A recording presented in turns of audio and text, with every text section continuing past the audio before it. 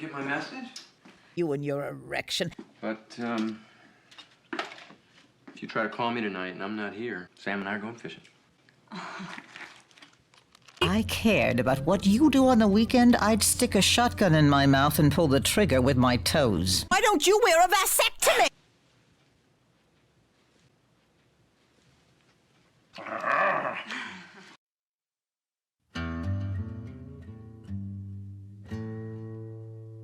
Willkommen to Rudy Land for once again another movie review. This week we watched a movie starring Johnny Quest and the father from Gremlins and something Damagoo from The Hateful Eight. What did we watch? 1990s Buried Alive.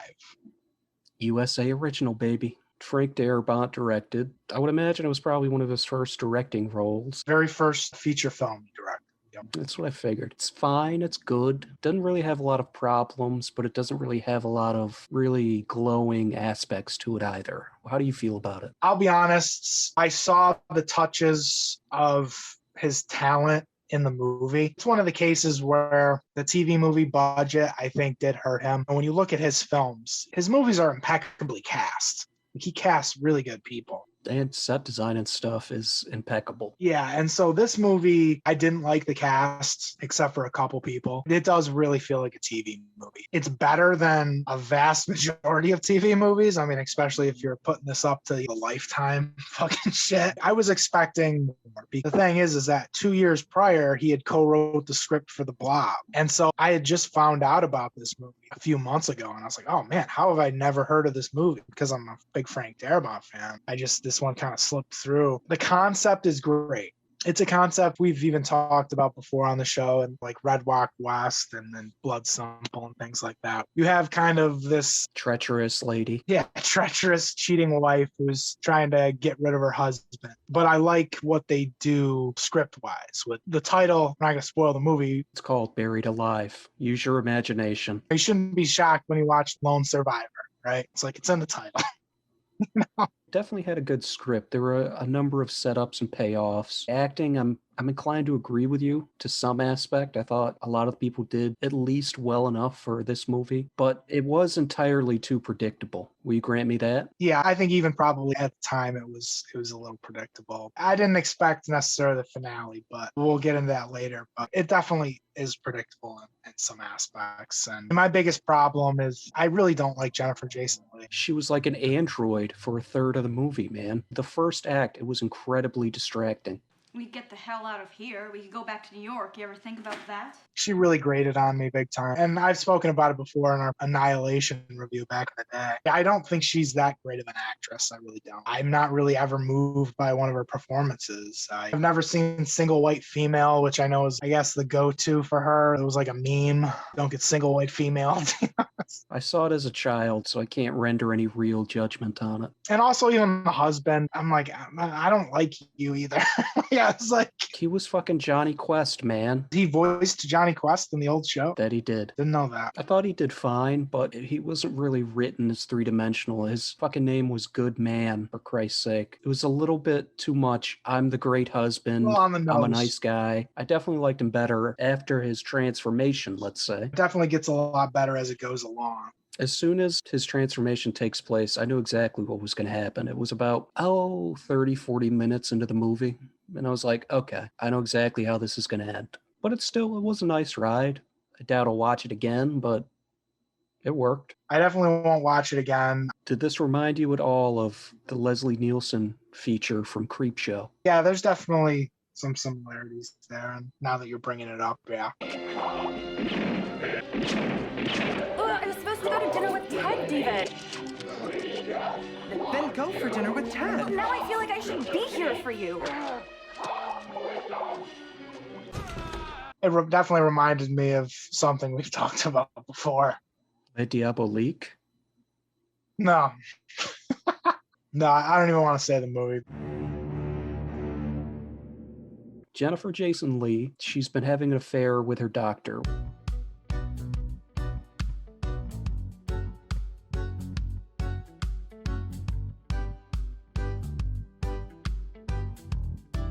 William Fatherton, also known as Ghostbusters guy, who has no dick.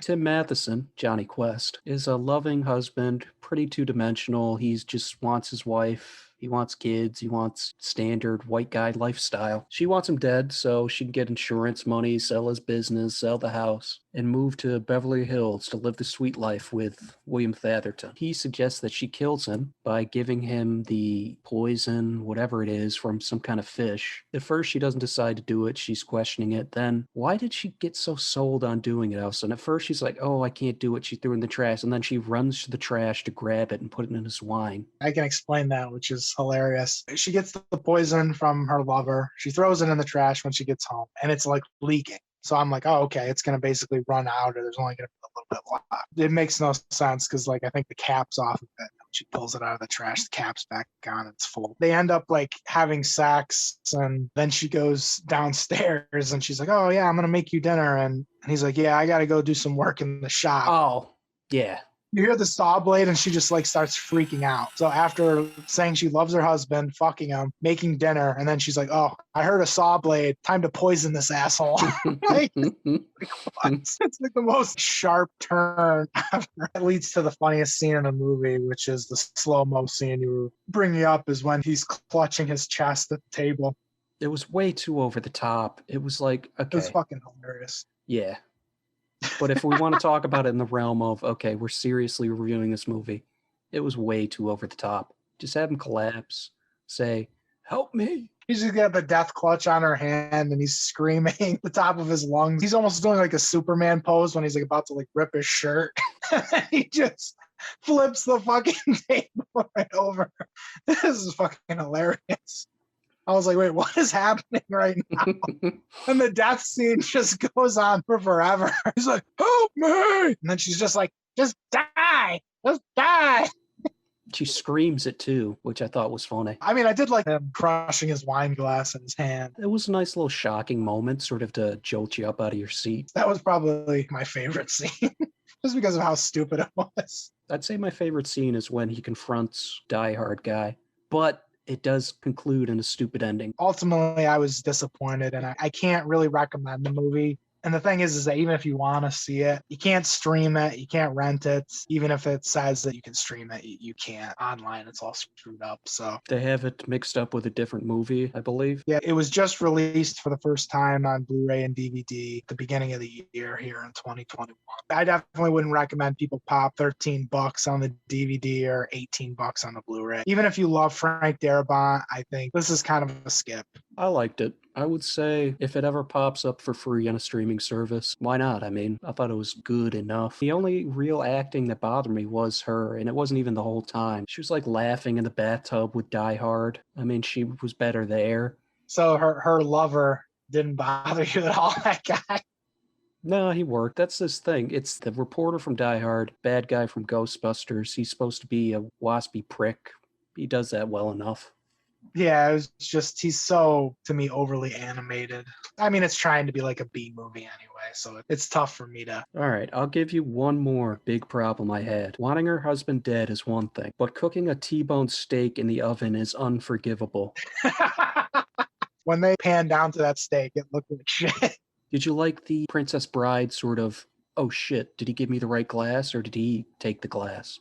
Yeah, I thought that was a little nice touch. Once again, that's like something we've seen a million times before. That's one thing to this movie's credit. There are a couple little wrinkles, a couple little touches here and there that elevate the material. Not to an overwhelming sort of level, but it makes what you're watching just feel a little bit more genuine as a movie. When Gremlin Father is talking to Jennifer Jason Leigh, he says about Tim Matheson, he had a real relationship with wood, that man. I chuckled immediately. That was one of my favorite lines. Saying it to Jennifer Jason Leigh, his wife. It works so perfectly. Well, I mean, it sounds like we don't have much to talk about. We have a no recommendation, and if it doesn't cost you anything, why not? All right, spoiler talk. Let me have your attention for a moment. Let's talk about something important. Some broad, son of a bitch. It's fuck or walk. You're weak. Do I have your attention? That's who I am, and you're nothing. You cocksucker, you are shit! Hit the bricks, pal, and beat it, because you are going out! Let's get into it. Let's talk shop. One of the things I wanted to bring up was the fact that her lover has a fucking aquarium as a headboard for the bed. I was like, what the fuck? Just one hard thrust, your bed is covered in dead fish and water. Yeah. And also, I mean, he's got poisonous fish in there, so if it fucking lands on you.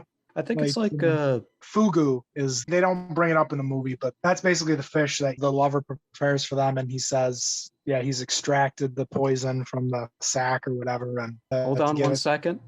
Simpsons episode. Continue. Well, also, the first time I ever heard about fugu was from Nip Tuck. It was an episode where, what's his face, the lead from Congo, your favorite actor, he had a midlife crisis, and they went to this Japanese restaurant. He's like, I'm ordering this. And the family walked out. And I'm like, you're going to die. And I never watched Nip Tuck. All I remember was once just flipping through and I saw an introduction to one episode where the son tried to give himself a circumcision. Yeah. I mean, I was very young when that show came out, and I definitely wouldn't recommend it to anyone because I'm sure it's fucking terrible. Definitely wouldn't recommend it to anyone.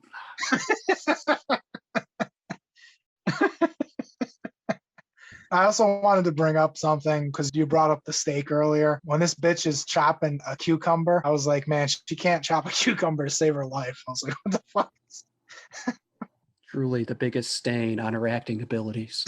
It's like putting steaks in an oven and chopping cucumbers like a psychopath. How did you think this was going to end? Honestly, I didn't really know where they were going to go with it. Even though the title says buried alive, you'd assume like, oh yeah, he's just going to bury them alive. But I didn't feel like that was going to happen. Well, lucky for you and me, that's exactly what happens. Right.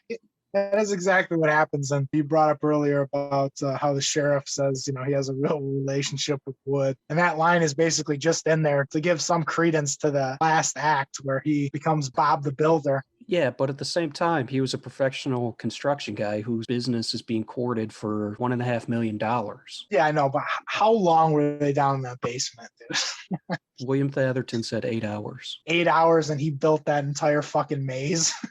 Like, the wife is ready to put him in the ground. She wants to get out to Beverly Hills and get that good dick. So she doesn't have a wake. They don't embalm him. I actually have an interesting fact about that embalming machine, but the funeral director's like, we're not going to make any money off this. Just put him in that old water damaged one. Yeah, which I like because the believability of someone being buried and then being able to get out of the casket it's not very believable. So the attention to detail of having the casket like rotted out was a good touch. So he escapes the grave, goes back to his house to see his wife with the doctor. He breaks into the basement. Somehow no one is alerted to his presence for like a day or two.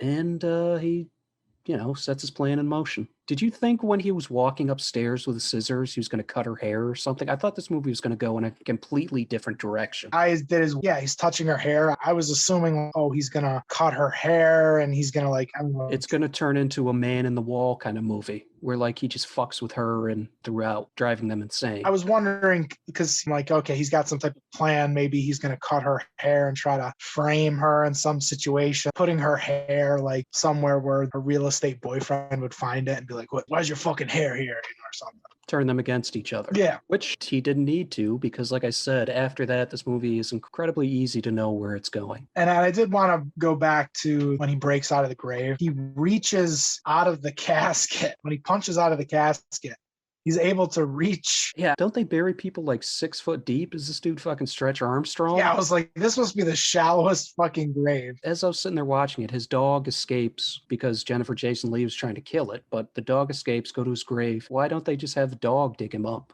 Or at least help him get started? That's what I thought too. I was like, okay, when she tries to fucking kill the dog, which is when the movie really is getting super ridiculous. Which also has probably the best line of that she delivers when she's going to kill the dog. Is that a gun? Well, it ain't a can of Alpo. When the dog goes to the cemetery, I was like, oh, okay, clearly the dog is going to smell that he's alive or something, and the dog's going to start digging, and he's going to yell through the casket, help me, boy, help me, like Old Yeller or some shit. I thought that was kind of a missed opportunity because nothing's really done with the dog till the end of the movie, which that's one of my biggest problems with the movie is the dog. He just disappears after he gets back from the cemetery. When they're down in the cellar, they try to break out of the window, which is boarded up down in the cellar, and the dog sticks his head through. We can't get out that way. And I'm like, Well, yes, you can. You can take that syringe filled with the toxin, stab the dog, and both of you could have climbed out of the cellar. You know what I mean? For It's like, those who didn't see the movie, William Atherton, as I predicted, was going to double cross Jennifer Jason Leigh, kill her the exact same way. there literally wouldn't have been a third act if they just did what I said, but it was like so ridiculous. You could have wrote around that, like, yeah, maybe they escaped that first time, kill the dog, but catches up to him and hits him with a shovel or something. Or you could have just said that the basement had no windows. Yeah. Solid slab basement. That's kind of my problem, is like once they get out of the basement, I'm like, clearly something's wrong here. You guys should just go back in the basement. Yeah, but he takes that option away. I kind of like that because in the beginning, I think I mentioned this already, but in the beginning, she mentions how she hates living here. It's like a maze and she's the rat. I like that payoff. He literally built them a maze to fuck with them. It's a great idea. It's just like you said, he built all of this in 8 hours with fucked up hands. You put in hydrogen peroxide and wrapped in bandages and you're looking like Darkman and fucking built. How you can build this huge elaborate fucking maze in 8 hours. The believability, it's pretty, out there. I like what they did with the maze. Like the maze, it's cool. It's a good idea. It's tough for me, even in a B movie like this, to be like, he built all this in 8 hours. It's so fucking elaborate. And it's like, where did he get the materials? Like, well, he had a workshop. You don't think he has some spare particle board or whatever sitting around? He does start sawing through the walls, so I guess it's implied that he's just ripping apart the house to use the materials of the house to build this stuff. But I don't know. It seemed a little far-fetched to me. Yeah, I'll give you that one. Did you like how he took the powder and pellets out of the shotgun shells? I thought that was nice. I thought that was a good little, okay, we're going to give them false hope by letting them think they have the shotgun. Yeah, it's a nice touch. It is. Gives them, like you say, false hope, because he's fucking with them. Were there any other Darabont regulars, or was it just the guy at the mortuary? Yeah, that was the biggest thing that I was like, man, I don't really notice anybody from movies that he's worked on. Because there's a lot of filmmakers, they recycle a lot of their character actors and maybe have the lead be the A-lister. He's notoriously famous for that. Yeah, Frank Darabont. I can't remember the guy's name, but he was in the first few seasons of The Walking Dead. He was in The Mist, Majestic. And Shawshank Redemption for a brief moment. There's little Easter eggs in this movie. I only caught 2 of them. The vacuum injection machine at the funeral home for removing blood or putting in embalming fluid, made in Urbana, Illinois. Do you know any other movies that have something made in Urbana, Illinois? No. H-A-L. H-A-L. Oh, okay. All right. A little 2001, huh? Also, their house was on Castle Rock Road, which I believe is a Stephen King reference. Even later in the movie, they bring up Cujo, and they say something. We have Jason upstairs, and we have Cujo outside.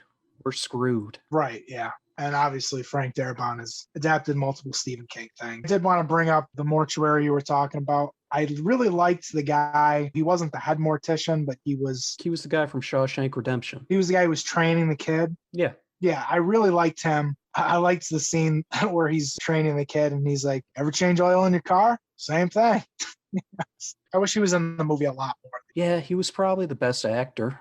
Yeah, him and the sheriff to me were the 2 best. Everybody else I was kind of like, yeah, whatever. It was a sort of the Blob situation with the ribbed joke. The mortician's assistant, as soon as he starts cutting into Tim Matheson, his trainee just collapses. And the mortician walks in, hey, how's the kid working out? Pretty good. I did like, that's kind of the frustrating thing, is because I think budget really did hamper this, because I think. In what areas? What do you think they would have done if they had a higher budget? Maybe not 12 establishing shots of the house? I think they could have gone more elaborate with the shenanigans of the husband and the wife, cat mouse game, even just the filming of everything. It feels very TV. I think that may be more of the aspect. This isn't 4:3 because all TV up until like 2004 or 5 was in 4:3. Because the copy I watched, I was surprised how good it looked, how crisp, how clean. Well, we watched the Blu-ray restoration from Kino Lorber. They did a good job cleaning it up. And the thing about it is that I don't think this was shot on tape, because I know a lot of stuff for TV was shot on tape. This had to be filmed because it just looked really good. I was listening on headphones, so I couldn't tell you whether the audio was that great or not, but it didn't stand out to me as bad or good either way. it definitely seemed fine. I did say earlier how no one knew about his presence, but the pills on her counter, I'm guessing Valium or something, I'm betting she was real zonked out that night. Right. And then all the dirt on the floor of the fucking... That's where I thought they were going. And I don't know if it would have made it better or just sort of the same, but she finds the dirt, her hair gets cut off, weird things start happening. Her husband's picture, he takes it from the wall or something and puts it on a bed next to her. You know, just little things to drive her crazy. Yeah, I thought they were going to do more of that. And especially like once he has the welding helmet on, which I thought that was a nice touch too. I'm like, oh, okay, we're going to really terrorize these people. But they don't really do a lot with that. They just get locked in the basement and then they go through his little maze. That's about it. Yeah, and she just fucking shoots him in the chest. He must have like fucking armor plating underneath.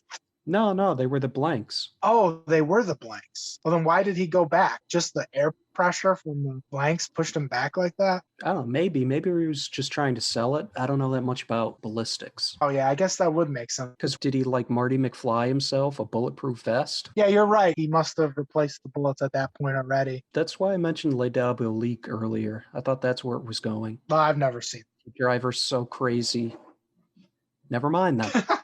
I would suggest people watch Les Diaboliques. Yes, it's French. Yes, it's from the 60s, but it's a really great ending. I did kind of dig when she realizes that, no, he doesn't love her. She's just a cash cow to him. She finds a syringe. Earlier, to prove his love, he's like, I'll burn this money right now. Right, yeah. She finds a syringe that he was going to use on her. Why don't you burn the money for me now? I thought that was nice. Did you want to get into them going through the maze and the resolution? Oh, yeah, sure. You mentioned something about it bothered you. Except for how William Atherton died. I like that segment where it's the confrontation. Well, that was the thing, is when her lover gets injected, it really confused me because the way the shot is composed, I was like, wait, okay, he's looking at this like dummy. And then all of a sudden we cut, he's falling down on the syringe and then he's behind him. And I'm like, wait. It seemed very weird transition. That's probably why I thought it was a little dumb that he ended up injecting himself. Here's what I think happens. It wasn't a dummy. It was Tim Matheson, because behind William Atherton, he's walking towards the window. Oh, I'd pay $1.5 million for a window or whatever he says. Behind him is the barrier between him and Jennifer Jason Leigh, so he can't get behind him. I think it's just Tim Matheson. By the time he walks close enough to see that it's him, or a lightning strike or whatever happens, it scares him enough. He turns to run away. He trips on the briefcase, or he just trips on his feet, and then he injects himself by falling over. That felt like, oh, okay, we have one more day left to shoot this movie and we got to get this done. The way he falls. It was clumsy, at least. He falls perfectly with the syringe injecting himself. He had it to the side. I was like, I don't know.